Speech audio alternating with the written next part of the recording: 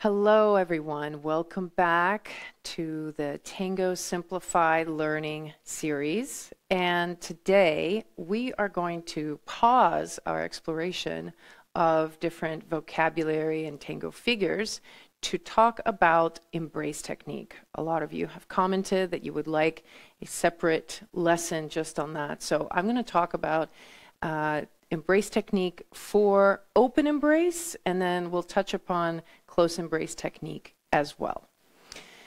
For the embrace, in terms of understanding how we communicate, I want to demonstrate something with Eve here.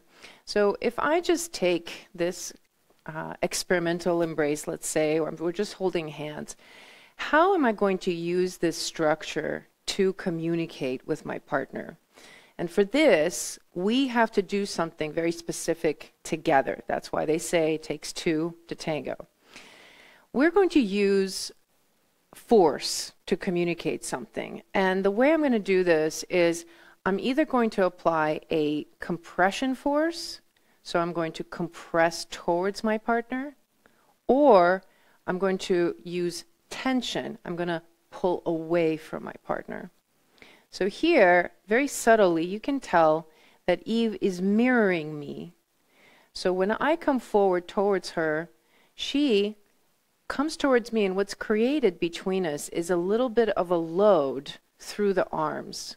So it's like you've come towards something and something pressed towards you. We're both here and we're ready to go somewhere. Then there's a neutral space, and then there's this tension force. When I pull, Eve pulls back. So if I just do it on one side, if you watch our elbows, I'm not necessarily pressing through my arms. I'm not applying force by pushing my arm forward. The force is a result of me gently coming forward. And she feels that and resonates with that. Her elbow resisted me. There was like a period where she gave in, and then there was a stopping point. The same thing goes for the other direction. If we start from 0, and then I pull back just a little bit, she'll let me go a little bit, she'll go away from me, but then she'll stop. This is the beginning of communication for tango. So if we're following this line of reasoning, in order for me to communicate to my partner that I want her to step back, the first thing we're going to do is I'm going to just transfer to one foot. And then I want to communicate through my touch, through my embrace, that I want her to go back. So I'm going to gently lean towards her. She's going to read that by allowing herself to come forward and feeling that place of we're sort of charged up and ready to go. And if I go any further into this connection, she's going to have to go and step. And so if I overcome her inertia, she goes and we step together. Now, the same is true going the other direction. She's on one foot, and let's say I want her to go forward. So I will begin by pulling just a little bit, and she's going to resist that, because the thing we want to feel is this connection, that we have this force, this tensile force between us. So she resists it, and then I overcome it, and we step together. So if I exaggerate this sensation, we're coming forward, leaning into each other and sort of loading the spring, and then we send. And then when I come back, I lean back, and she leans back a little bit first, and then she comes forward. So this is a little bit of an exaggerated way of showing the forward and back step. So all of the communication in tango in terms of vocabulary is going to exist between these 2 points of tension and compression. Now, for regular embrace, we don't have this conceptual symmetrical embrace. We have an embrace like this that's asymmetrical. So on the open side of the embrace, it's a little bit more familiar. You're going to feel that compression and tension force through the arm. On the closed side of the embrace, it's a little bit less intuitive. The follower's arm, I really like it to be on the bicep in open embrace, because when I compress into this side, she should be able to resist me. You see how she will keep the distance between us that way, and so she will be able to read what I communicate through this side. If I apply a tensile force, if I introduce tension and I start pulling, so my right hand, I begin to pull back, she will lean back for a moment and she'll hold on to the arm. And then I will overcome it and we go. So same thing here. As I lean forward or lean back, I'm looking for a resonance from my partner that she introduces that opposing force.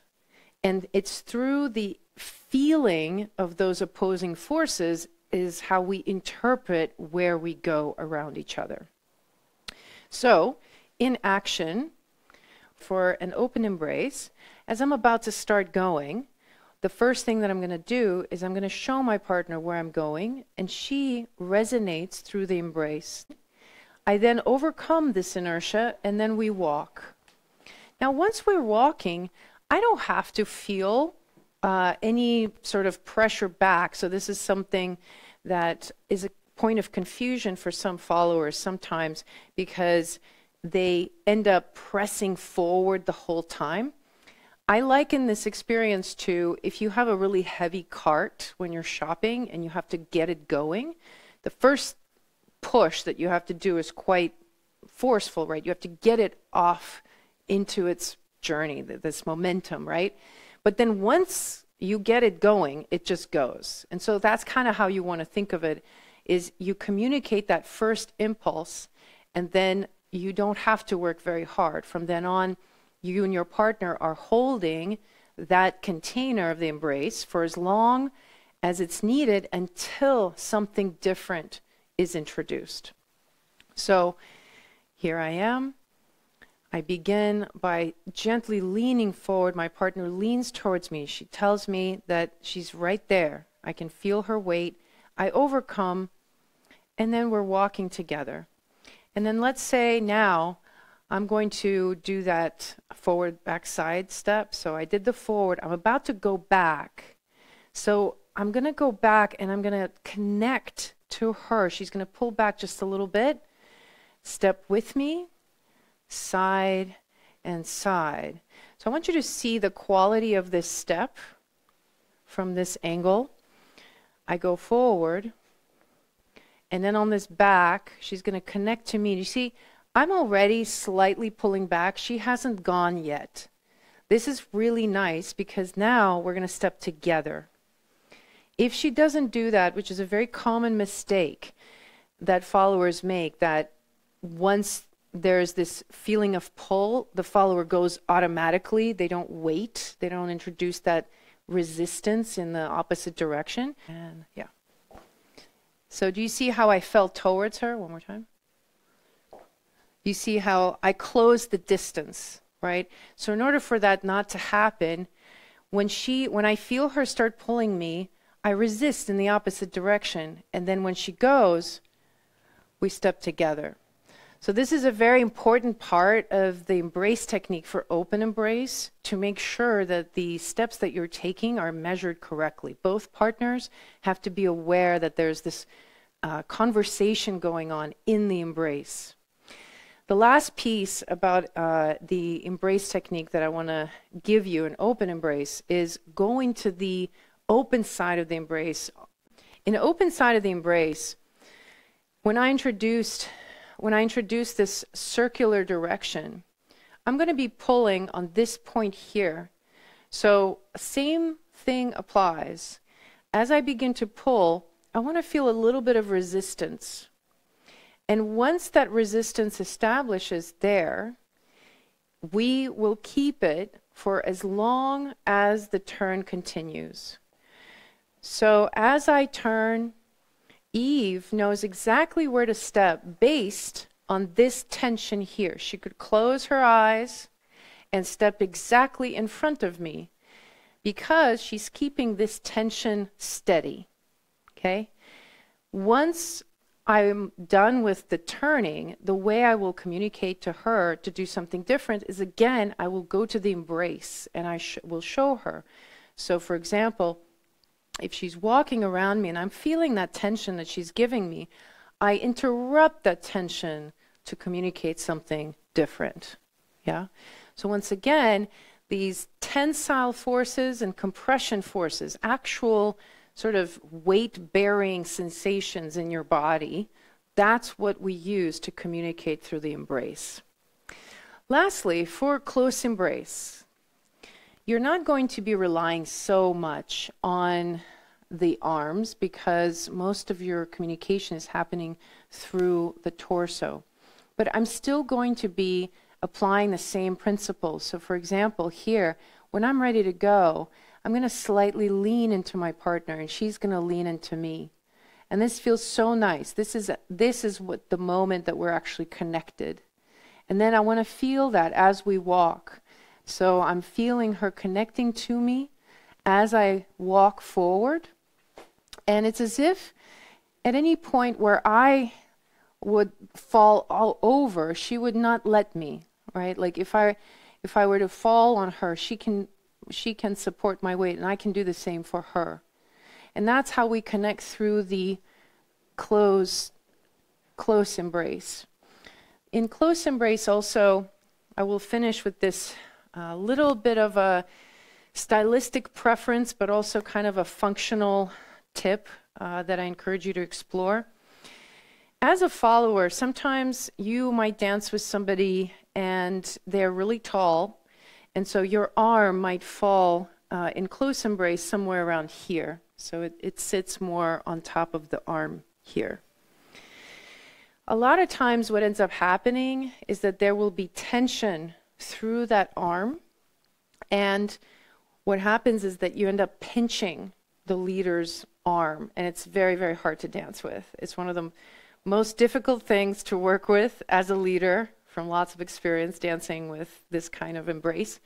So to the best of your ability, what you want to think about is if there's contact here, so let's say in close embrace, so if you have to hold your arm on top of the leaders, you can feel it touching, but make sure you're not pushing down on it, okay? But if it's at all possible, for close embrace, I prefer, this is my preference, is to have the arm all the way around, sorry, Eve, to have the arm all the way around so that my shoulder can go more around and I can be a little bit closer and have her snuggled in a bit closer on my right side. Makes it really easy to go around her in different places. So notice how easy it is for me to walk to the close side of the embrace here.